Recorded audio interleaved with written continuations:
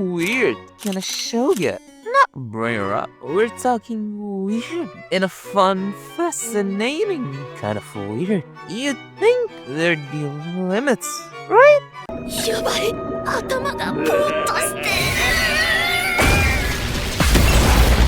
Oh, yes, not with this one. Dandadan Season 2 is the most anticipated show of this season. Why? Simple. Dandadan is really funny. Like, disturbingly funny. The kind of funny that might be off-putting to some.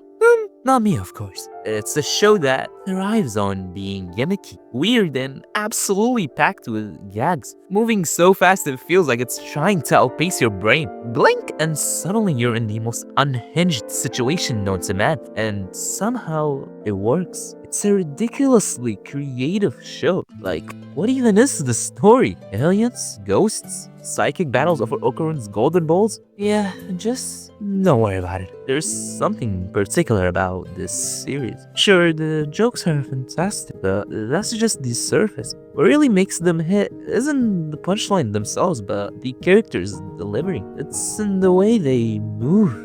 The way their expressions twist just at the right moment. The way a single eyebrow can sell an entire gag. Dialogue helps too. It's clever, bizarre, full of personality, but more than anything, it's this story that tells itself through motion, through timing, through feeling. Chuck Jones, a very renowned animation director, believed that humor comes down to two things: human behavior and logic. If it's not logical, it won't be funny. And if it doesn't come from human behavior, how the hell are you even supposed to know it's funny? And I find that to be very true, especially with Dandadan. See it this way. This is Okarun. He believes in aliens, not ghosts. He gets into an argument with Momo, who believes in ghosts, not aliens. So, like any emotionally, mentally unstable, irrational teenagers would do, they dare each other. Momo visits an abandoned hospital that has aliens. Okarun, he walks straight into an abandoned tunnel rumored to be haunted by the infamous Turbo Granny. And when he actually sees her,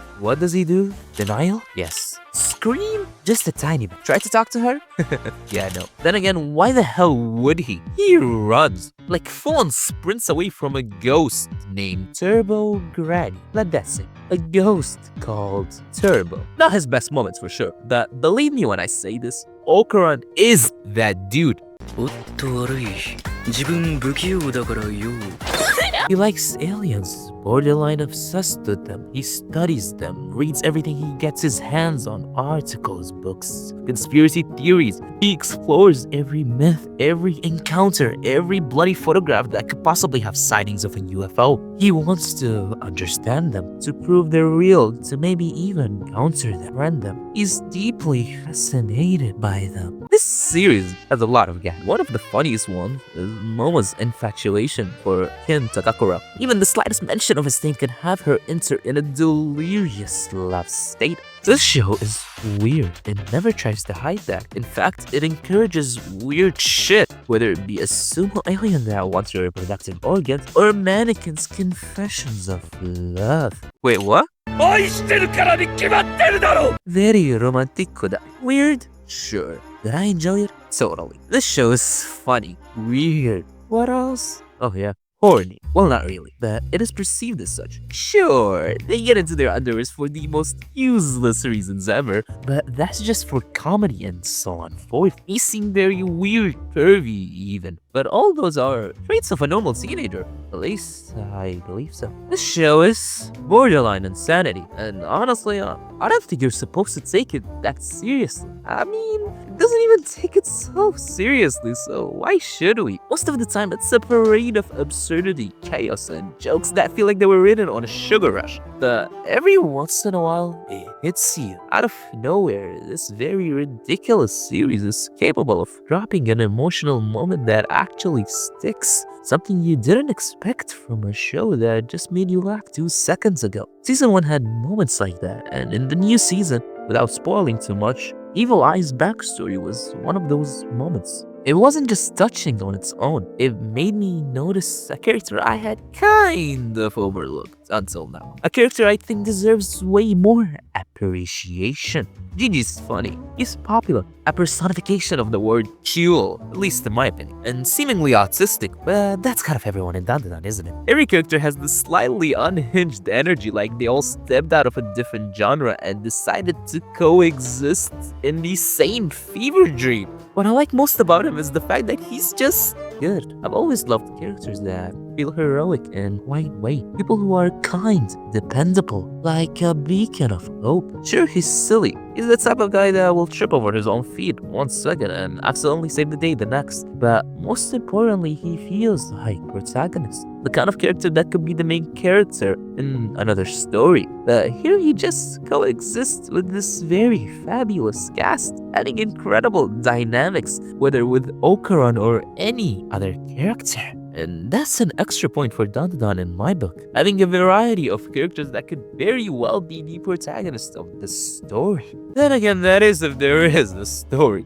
Sure, there is this very beautiful slow burn romance between Momo and Okarun. But what about my own slow burn romance with the Granny Seiko? A hot spirit medium who's an absolute nightmare to idols and ghosts. A hot great sensei that wastes no effort to perform in any given situation. A hot... Wait, did I forget to mention that she's also very hot? I didn't? Good. You know what else is hot? The animation. Dandadan is vibrant, colorful, honestly kind of overwhelming, in the best way possible, of course. Science Saru went all in on making the show a visual fever dream. It's not your typical anime polish. It's messy, fluid, and alive. They'll take something completely absurd and animated with the same care most studios reserve for their most important battles. It's a very well executed, goofy art style. And it's not just the visuals that are chaotic. The soundtrack is all over the place in the best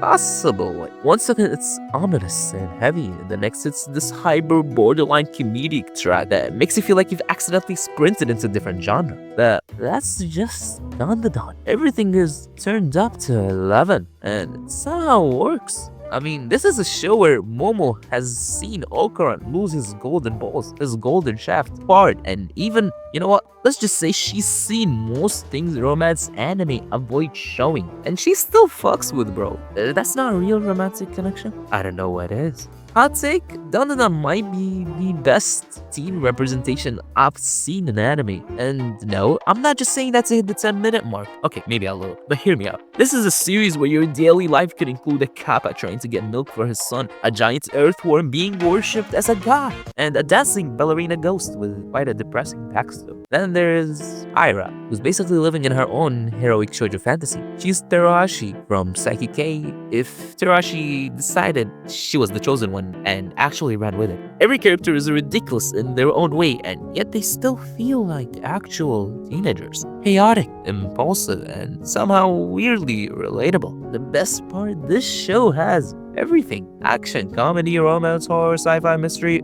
You get the point. It's like someone threw every genre people love it into a blender and then said, yeah, this will work. And it works somehow. Dandadan is funny, weird, terrifying, and surprisingly emotional. It's pure borderline insanity. And yet that's exactly what makes it so brilliant. Every episode feels like a roller coaster where you're laughing one second, holding your breath the next, and wondering how this show even managed to exist. But the most important thing any anime can be is entertaining. And Dandadan is endlessly, unapologetically entertaining. Thank you for watching. I'll see you at a later date.